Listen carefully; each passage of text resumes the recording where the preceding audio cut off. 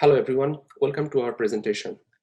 I am Sajidur Rahman, a PhD student and a graduate research assistant working at University of Florida Institute for Cybersecurity Research Center, and here with me Tully, a staff data scientist at FireEye. And together we are going to present our work on combating social media information operations with neural language models. So let's begin our talk on what is information operation in social media. So information operations on social media are flourished in part because they can be conducted cheaply, have immediate global reach, and can exploit the type of viral amplification incentivized by the platforms. And not necessarily social media information are inaccurate information, but most of the time they spread division and mistrust. And there are cases where they are highly resourceful and they are also state sponsored. And using networks of coordinated accounts, social media driven information operations disseminate and amplify content designed to promote the specific political narratives, manipulate public opinion, foment discord, or achieve strategic, ideological, or geopolitical objectives. FireEye's recent public reporting illustrates the continually evolving use of social media as a vehicle for this kind of activity. On the right, you can see an example from a recent report of FireEye where distinguished impersonators, a group of active threat actors, they're faking online persona of US politicians, activists, and they're sharing political propaganda in a coordinated manner across Facebook and Twitter. So this brings us this question that what are the challenges of detecting this kind of activity on social media?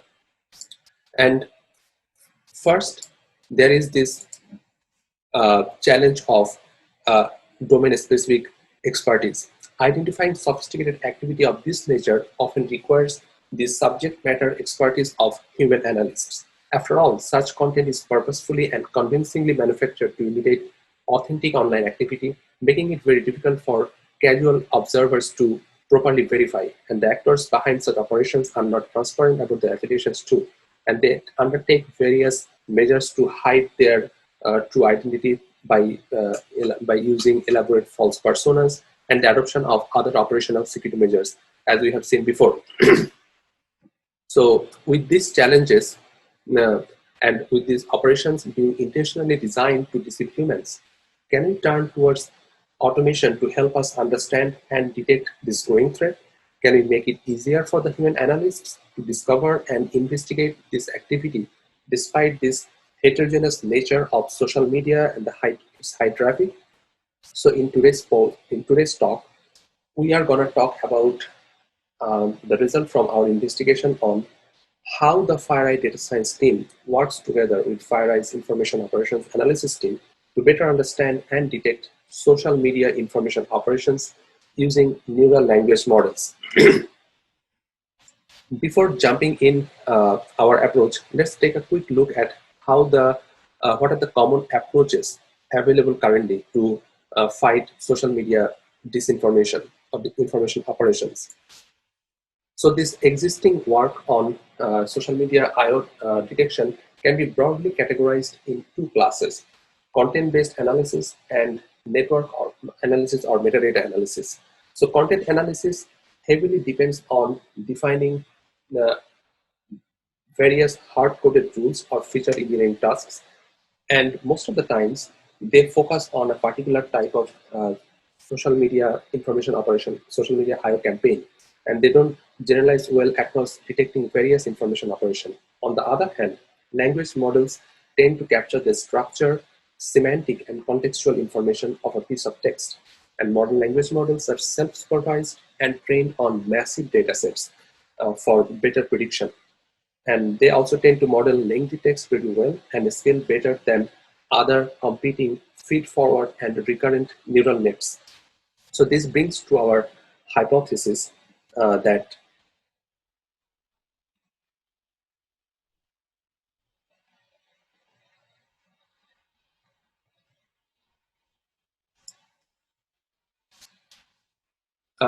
fine-tuning large-scale language models can effectively lower the bar for generating and detecting social media posts associated with information operations.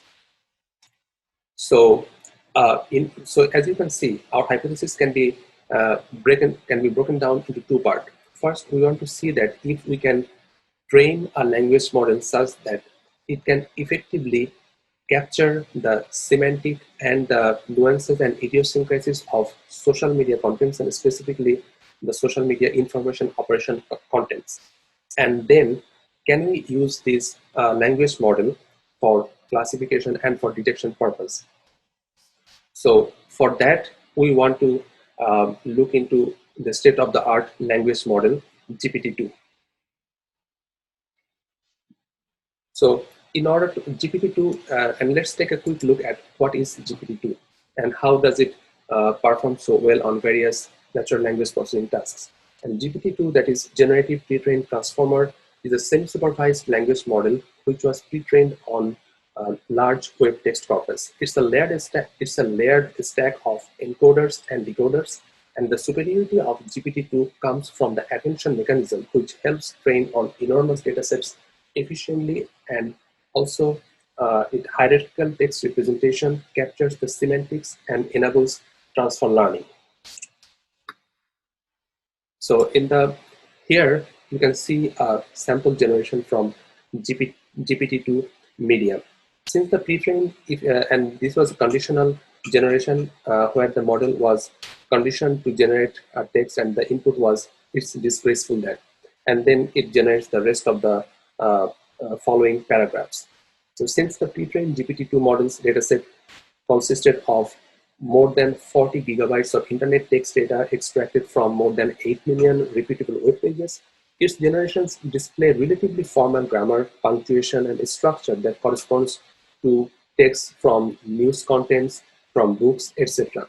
And this is not suitable, and this doesn't necessarily correspond to the type of to the post that we often see on social media.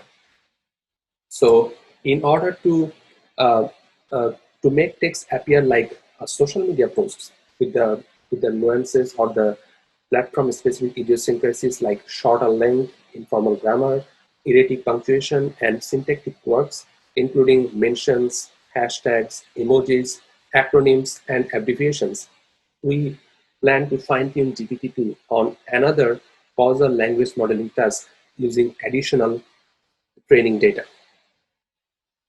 So what are the data sets that we use? So we look into the 2016 information operation and the data sets that were captured by various agencies. So we leverage 4 open source data sets of identified accounts operated by Russia's infamous Internet Research Agency, also known as the Troll Factory. And the data sets are coming from NBC News Agency, 538 News Agency, Reddit suspicious accounts, and also the dataset released by Twitter election integrity dataset. So after combining these 4 datasets, we sampled English language only social media posts from them to use as input for our fine-tuned language model. And fine-tuning experiments were carried out in PyTorch using 355 million parameter pre-trained GPT-2 model from Hugging Face Transformer library, and were distributed over up to 8 GPUs.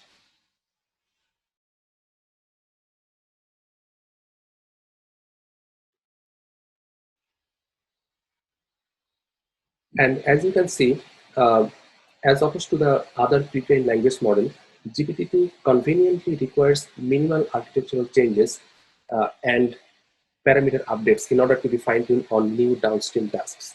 We simply process social media posts from the above datasets, and we through the pre-trained model whose activations were then fed through adjustable weights into a linear output layer.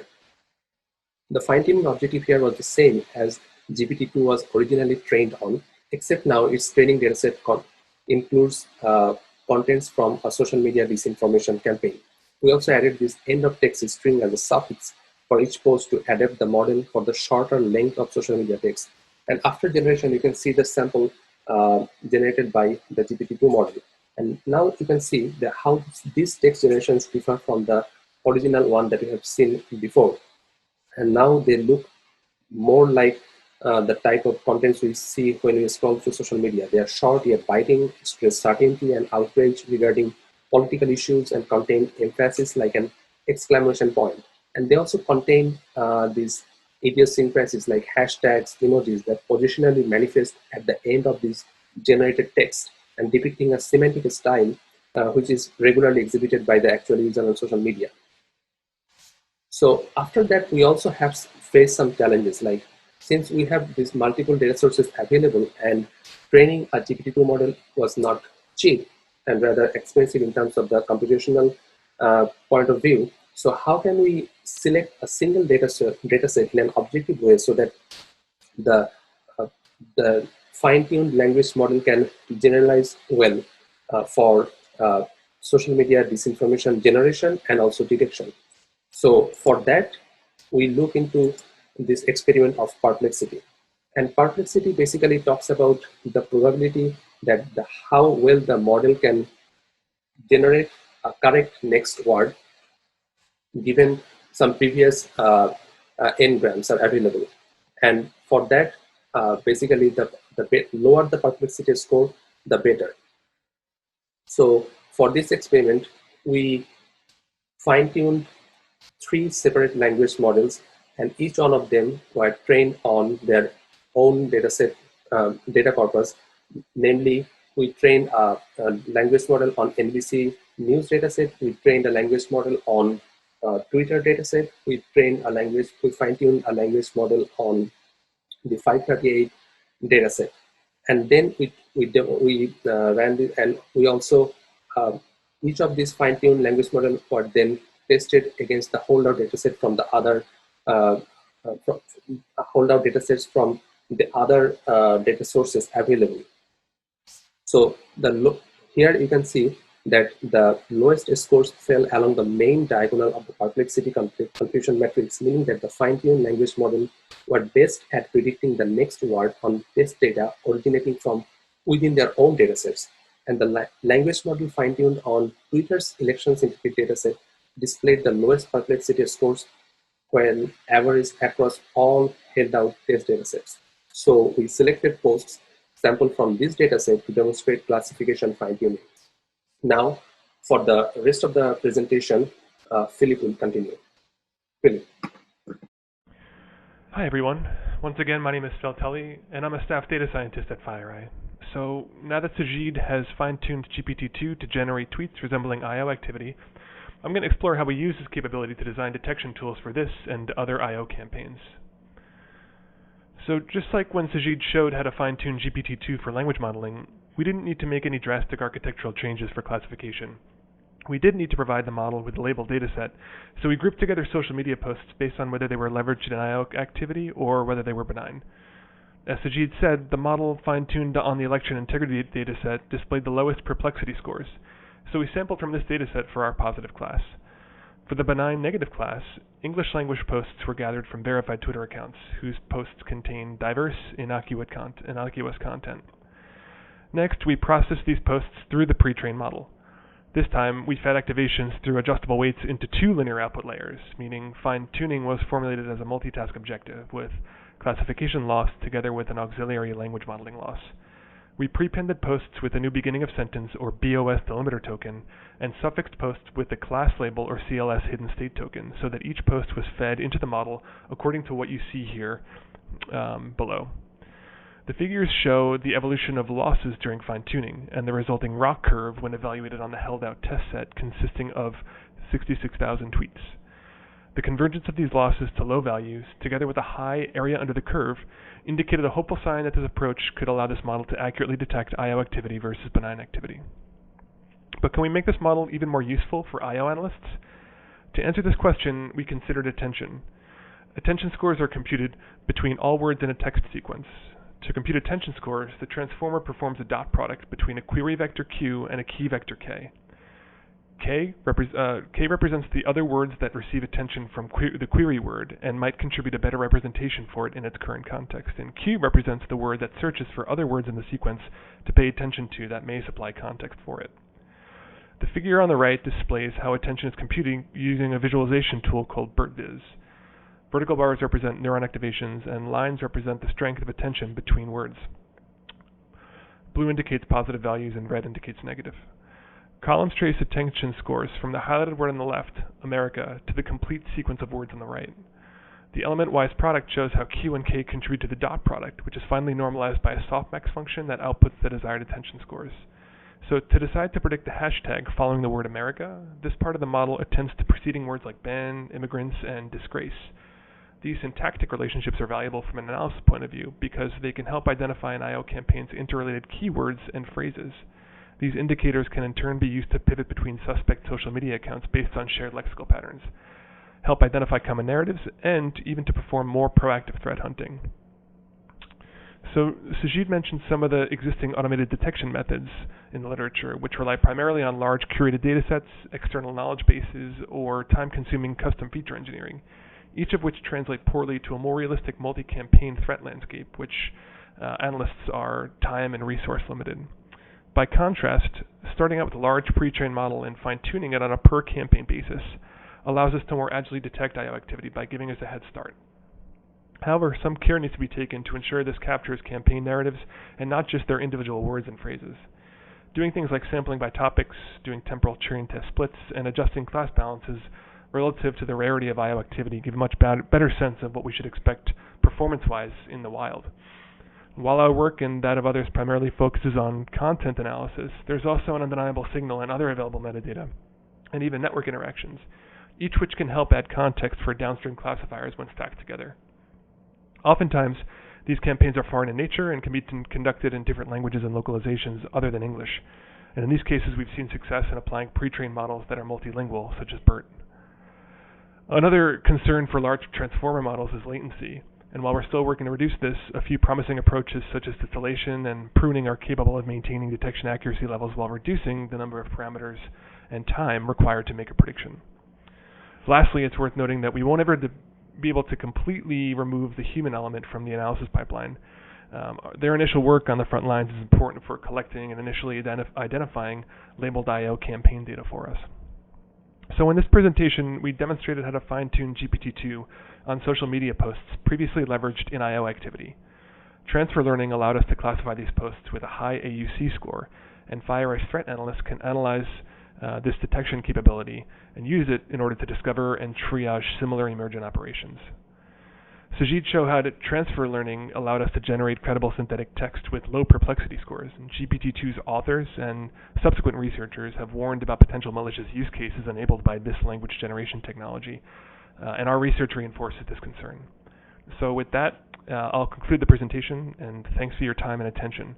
Please reach out with questions via Twitter or via the email addresses listed here.